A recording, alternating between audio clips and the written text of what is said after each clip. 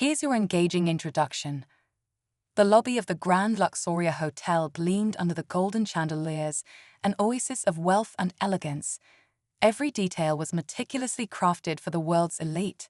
Marble floors polished to a mirror shine, velvet drapes framing the windows, and staff in crisp uniforms catering to every whim of the wealthy guests.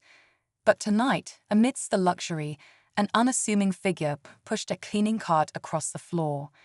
His uniform was faded, his cap pulled low, and his hands, though calloused, worked methodically as he mopped up a spill near the front desk.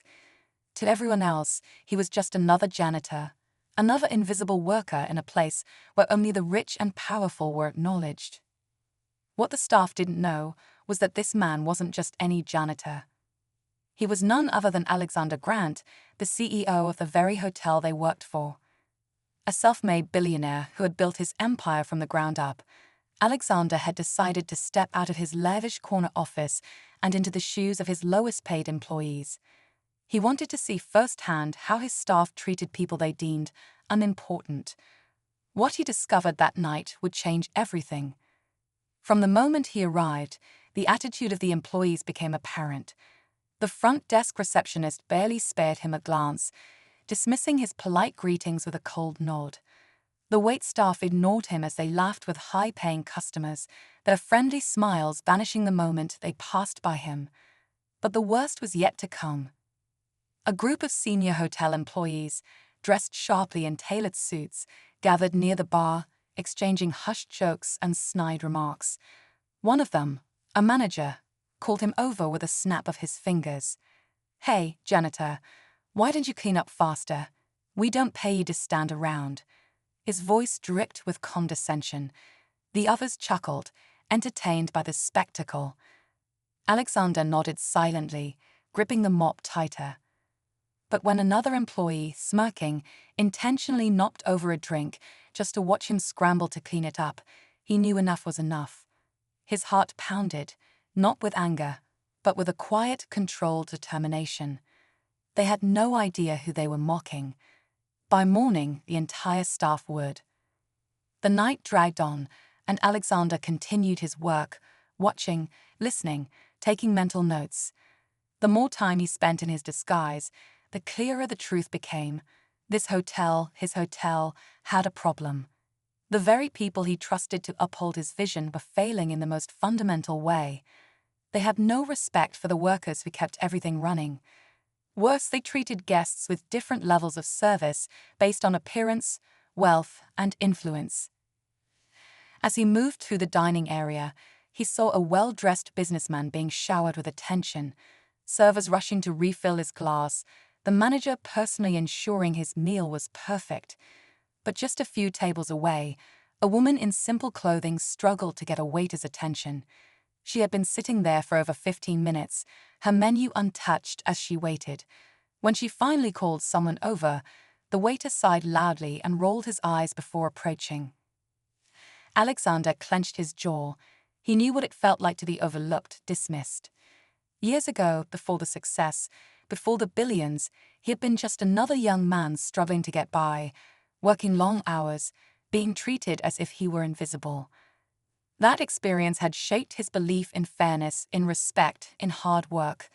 But now, standing here in his own hotel, it was clear that the values he had built his empire on had been lost somewhere along the way. Near the kitchen, he overheard another conversation. Two employees were whispering about a new hire, a housekeeper, who had quit after just 3 days. She said the supervisors treated her like garbage, one of them muttered. Told her she was too slow, humiliated her in front of guests. The other laughed. Well, if she couldn't handle it, she didn't belong here. A heavy silence settled over Alexander as he absorbed every detail. He had read reports, of course, saw the numbers, the reviews, but no spreadsheet could capture what he was witnessing now. The problem wasn't just inefficiency or poor customer service. It was a culture of arrogance, of entitlement. His staff didn't just ignore the lower-level workers, they actively looked down on them. He took a deep breath, looking around at the people who had no idea their CEO was standing among them. no idea that their actions had already sealed their fate. Tomorrow, everything would change, but for now, he would let them believe they were untouchable. As the night wore on, Alexander continued to observe, every interaction painting a clearer picture of just how deep the problem ran. It wasn't just a few rude employees, it was the entire atmosphere of the hotel. Alexander's stomach tightened. These were the very people he had entrusted to create a welcoming experience for every guest. And yet, they viewed their job as a game of status, where only the wealthy and powerful mattered. He turned his attention back to the bellboy, who sat silently, his shoulders hunched. The kid couldn't have been more than 18, probably working his first job. He looked exhausted, but more than that, he looked defeated. Just then, the break room door swung open, and the hotel's floor manager stepped in. "You," he snapped, pointing at the bellboy. "I told you to handle the luggage in suite 801. Why are you still sitting here?" The boy's eyes widened. I was told by the front desk that the guests hadn't checked in yet. Did I ask for an excuse? The manager interrupted. "If you don't want to do your job, there are 100 others who'd take it in a second." Alexander took a deep breath, his hands tightening into fists at his sides. He had seen enough. As he left the break room, he passed by the hotel bar, where the same group of senior employees who had mocked him earlier were now lounging, drinks in hand. They laughed loudly, oblivious to the hard-working staff cleaning up around them. One of them glanced at Alexander and smirked. "Still here, janitor. Must be nice having such an easy job." Alexander met his gaze, his expression unreadable. "Yeah," he said quietly. "I guess we'll see how easy it is tomorrow." And with that he walked away, already planning the reckoning that was coming. By the time the sun rose over the Grand Luxoria Hotel, the staff was completely unaware that their world was about to be turned upside down. The morning shift bustled into place, yawning, adjusting their uniforms, and preparing for another day of catering to the wealthy guests who filled the suites. In the lobby, the same employees who had sneered at Alexander the night before carried on as usual, that arrogance unchecked. Alexander, still in his janitor's uniform, watched from the corner of the room. Today was the day. The day they would finally understand who he was, and what they had done. The hotel's general manager, Richard Hayes, arrived right on schedule, stepping out of his sleek black car with the confidence of a man who thought he was untouchable. He strolled through the front doors, nodding to the front desk staff without so much as a second glance at the workers tidying up around him. "Let's have a smooth day, people," he called out, already loosening his tie. "And let's make sure we're prioritizing the VIPs. I don't want to hear any complaints from the top floor guests." Alexander had seen enough of Richard's leadership to know exactly what kind of man he was.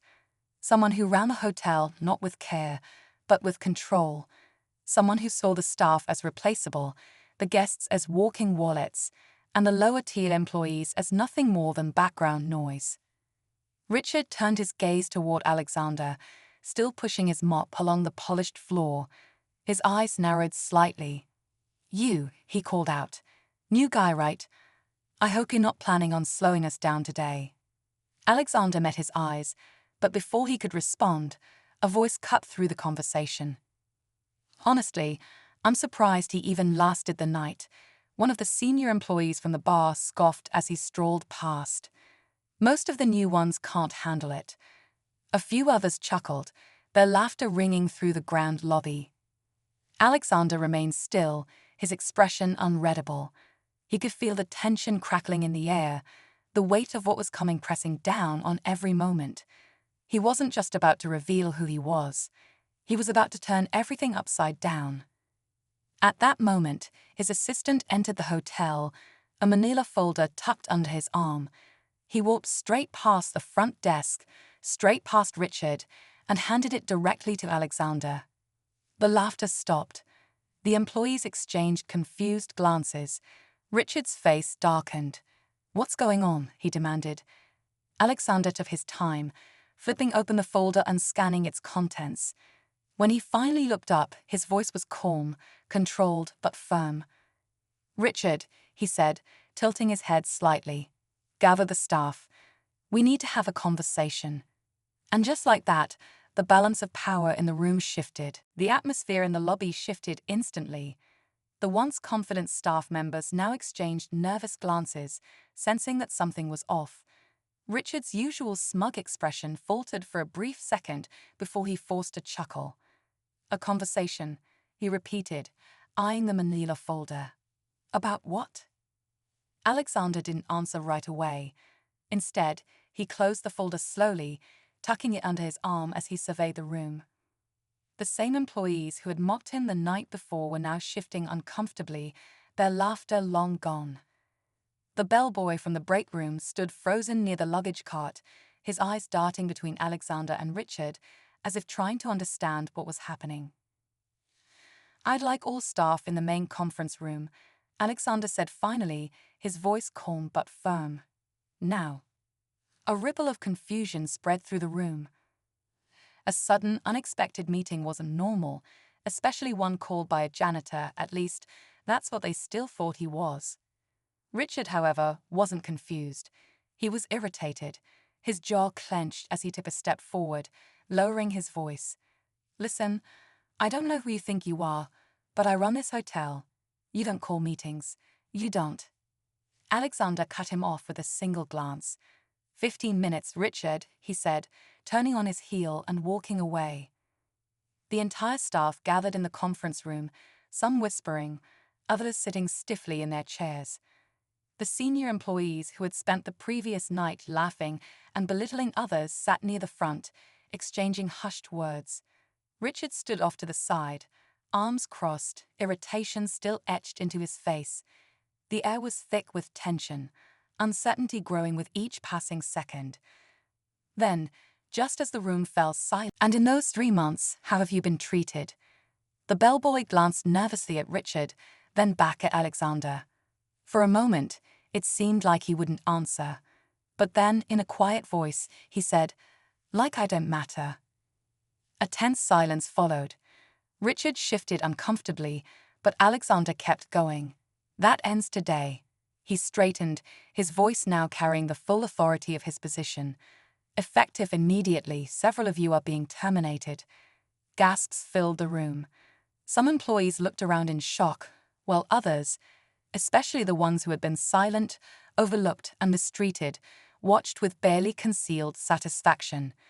The front desk receptionist, the wait staff who had ignored guests, and the senior employees who had mocked lower-level workers all sat frozen in place. Richard shot to his feet. "Sir, you can't." Alexander finally turned to him, his expression unreadable. "And as for you, Richard," he said slowly, "your leadership has been a complete failure. You allowed this toxic culture to grow under your watch." He exhaled sharply. "You're fired." Richard's face went pale. "You can't be serious." "I'm very serious," Alexander said, motioning toward security. Within seconds, 2 uniformed guards stepped inside. "Collect your things." The entire room watched as Richard stood there, stunned, before he finally grabbed his briefcase and stormed out. For a moment, it seemed like the chaos had ended. The employees who had been fired sat in stunned silence, while the ones who remained looked around, unsure of what would come next. Then Alexander did something no one expected. He turned to the remaining staff, the janitors, housekeepers, and lower-level workers who had been ignored and mistreated for so long. "This hotel needs change," he said, "and that starts with recognizing the people who actually keep it running." He looked directly at the bellboy. "From now on, promotions won't be based on favoritism. They'll be based on work ethic." The bellboy's eyes widened. A spark of hope flickered through the room. Alexander took a deep breath. "And as for the rest of you who are staying, you have a choice. You can either be part of that change, or you can leave now." No one moved.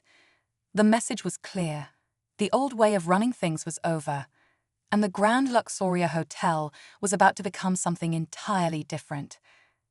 A heavy silence filled the conference room as the reality of the situation settled in.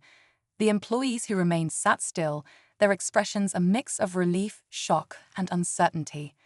For the first time in a long time, there was no fear of who held power, only the question of what would come next. Alexander took a deep breath, looking at the people in front of him. Some of them had been part of the problem, but many had simply been surviving in a system that had never valued them. He could see it in their faces, the exhaustion of working hard with no recognition, the quiet hope that maybe things would finally change. His voice was